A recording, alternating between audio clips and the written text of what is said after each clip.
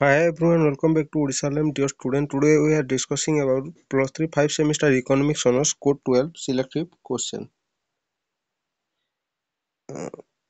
ଯାହାକି ଆପଣଙ୍କ 2025-26 ଇୟର ପାଇଁ ଇକୋନୋମିକ୍ସ ଅନର୍ସର ଆପଣଙ୍କ ଡେଭଲପମେଣ୍ଟ ଇକୋନୋମିକ୍ସ ଯୋଉଟା ରହିଛି ସେଇଟାର ଆପଣଙ୍କ ସିଲେକ୍ଟିଭ କ୍ୱେଶ୍ଚନ 25-26 ଇୟର ପାଇଁ କୋଡ୍ 12 ର ହେଲା। ତ ଆଜି ମୁଁ ଆପଣଙ୍କୁ ଫୁଲ୍ ଡିଟେଲ୍ସ 2 ମାର୍କିଆ 3 ମାର୍କିଆ ଏବଂ 7 ମାର୍କିଆ ସିଲେକ୍ଟିଭ କ୍ୱେଶ୍ଚନ ଦେବି। ତ ଭିଡ଼ିଓକୁ ଆରମ୍ଭରୁ ଶେଷ ପର୍ଯ୍ୟନ୍ତ ନିହାତି ଦେଖନ୍ତୁ ଏବଂ ଭିଡ଼ିଓଟି ଯଦି ଭଲ ଲାଗିବ ଭିଡ଼ିଓଟିକୁ ଲାଇକ୍ କରିବା ସହ ଚ୍ୟାନେଲଟିକୁ ପ୍ରଥମ କରି ଆସିଥିଲେ ଚ୍ୟାନେଲଟିକୁ ସବସ୍କ୍ରାଇବ୍ କରି ପାଖରେ ଥିବା ବେଲ୍ ଆଇକନକୁ ପ୍ରେସ୍ କରି ଅଲରେ ସେଟ୍ କରିଦିଅନ୍ତୁ, ଯାହାଫଳରେ ଆଗକୁ ଏମିତି ଯାହା ବି +3 related economics honours related selective question ଆସିବ ଆପଣମାନେ ସର୍ବପ୍ରଥମେ ନୋଟିଫିକେସନ ଜରିଆରେ ଜାଣିପାରିବେ। ଭିଡ଼ିଓଟି ଭଲ ଲାଗିଲେ ଲାଇକ୍ କରିବେ, ସାଙ୍ଗସାଥୀମାନଙ୍କୁ ଭିଡ଼ିଓଟିକୁ ସେୟାର କରିବେ, ସେମାନେ ମଧ୍ୟ ଆପଣଙ୍କ ସିଲେକ୍ଟିଭ କ୍ୱେଶ୍ଚନ ପାଇଁ ସେମାନଙ୍କ ହେଲ୍ପଫୁଲ୍ ହେଇପାରିବେ। ତ ଆମେ 2 ମାର୍କିଆ କ୍ୱେଶ୍ଚନ ସବୁ କ'ଣ ସବୁ ରହିଛି ଦେଖନ୍ତୁ।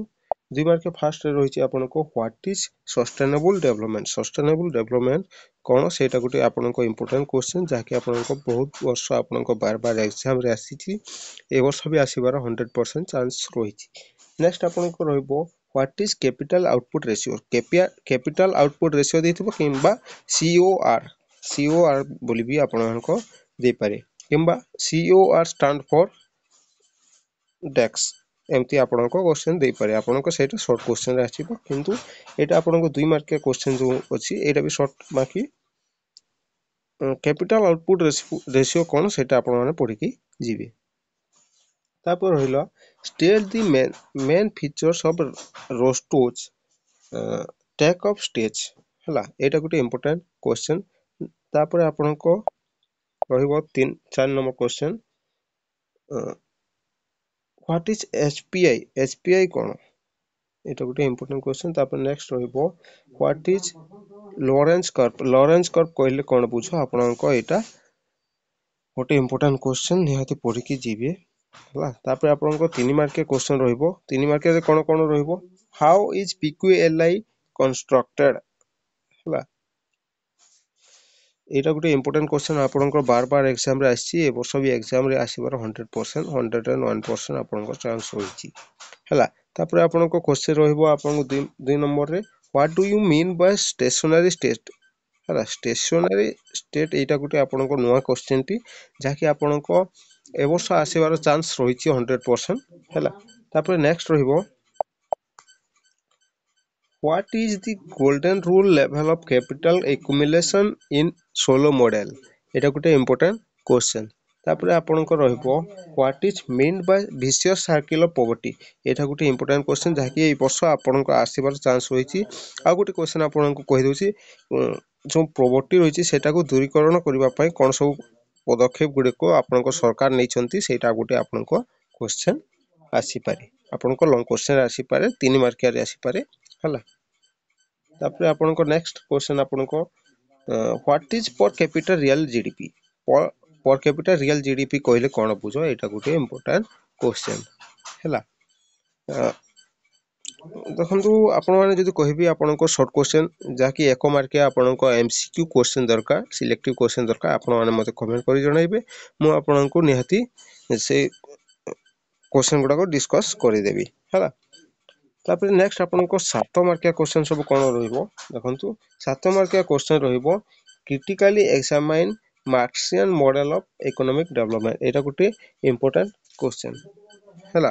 ତାପରେ ଆପଣଙ୍କ ଇକୋନୋମିକ ଗ୍ରୋଥ ଉପରେ ଗୋଟେ କ୍ୱେଶ୍ଚନ ଆସିପାରେ ହେଲା। ଇକୋନୋମିକ ଗ୍ରୋଥ ଉପରେ ଗୋଟେ କ୍ୱେଶ୍ଚନ ଆସିପାରେ, ଆଉ ଏଥିରେ ବି ଆପଣଙ୍କର ଆସିପାରେ ଲଙ୍ଗ କ୍ୱେଶ୍ଚନ, ଯାହାକି explain vicious circle of poverty. Poverty ଉପରେ ଗୋଟେ ପୋଭର୍ଟିର ଭିସିୟସ୍ ସାର୍କିଲ୍ ଉପରେ ଗୋଟେ କ୍ୱେଶ୍ଚନ ଆସିବ, ଆଉ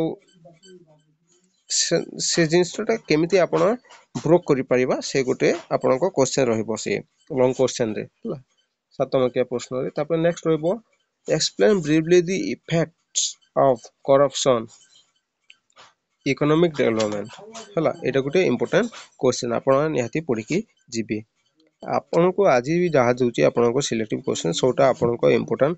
ଆପଣମାନେ କମେଣ୍ଟରେ ଯାଇ ଦେଖିପାରିବେ କିମ୍ବା ଆପଣଙ୍କ ଯଦି ପ୍ରୁଫ୍ ଦରକାର ଯଦି କ୍ୱେଶ୍ଚନ୍ ଗୁଡ଼ାକ ଆସିବାର ଚାନ୍ସ ନାହିଁ ବୋଲି ଆପଣମାନେ ମୋତେ ମୁଁ ଯାହା ବି କ୍ୱେଶ୍ଚନ୍ ଦିଏ ଆପଣଙ୍କ ପ୍ରାୟତଃ ଆସେ ଏକ୍ଜାମ୍ରେ ହେଲା 80 to 90% ଆପଣଙ୍କ ଏକ୍ଜାମ୍ରେ ଆସେ ଏ କ୍ୱେଶ୍ଚନ୍ ଗୁଡ଼ାକ ହେଲା ପ୍ରୁଫ୍ ଦରକାର ଯଦି ଆପଣମାନେ ୟୁଟ୍ୟୁବରେ ମୋ କମ୍ୟୁନିଟି ଟ୍ୟାବ୍ରେ ଆପଣମାନେ ଦେଖିପାରିବେ ସେଥିରେ ଆପଣମାନଙ୍କୁ ମୁଁ ଯେଉଁ ପିଲାମାନେ କମେଣ୍ଟ କରିଛନ୍ତି ସାର୍ ଆସିଥିଲା ବୋଲି 80% 90% ଆସିଥିଲା ବୋଲି ସେଠି ଆପଣମାନେ ଦେଖିପାରିବେ ହେଲା ତାପରେ ନେକ୍ସଟ ରହିବ 3 number critically examine the classical theory of economic growth ର classical theory କ'ଣ ସେଇଟା ଆପଣମାନେ important question ଏଇ questionଟା ଆପଣଙ୍କ ବାର ଏକ୍ଜାମ୍ରେ ଆସିଛି ଏ ବର୍ଷ ବି ଏକ୍ଜାମ୍ରେ ଆସିବାର ଚାନ୍ସ ଅଛି ହେଲା ତାପରେ ଯଦି ଆପଣଙ୍କୁ ଯେଉଁ ରହିଛି ଆପଣଙ୍କ ନେକ୍ସଟ ଯେଉଁ DSC ପେପର ଗୁଡ଼ାକ ରହିଛି ଇକୋନୋମିକ୍ସର 5 ସେମିଷ୍ଟାରର ସେଇଟା ଆପଣଙ୍କ ମୁଁ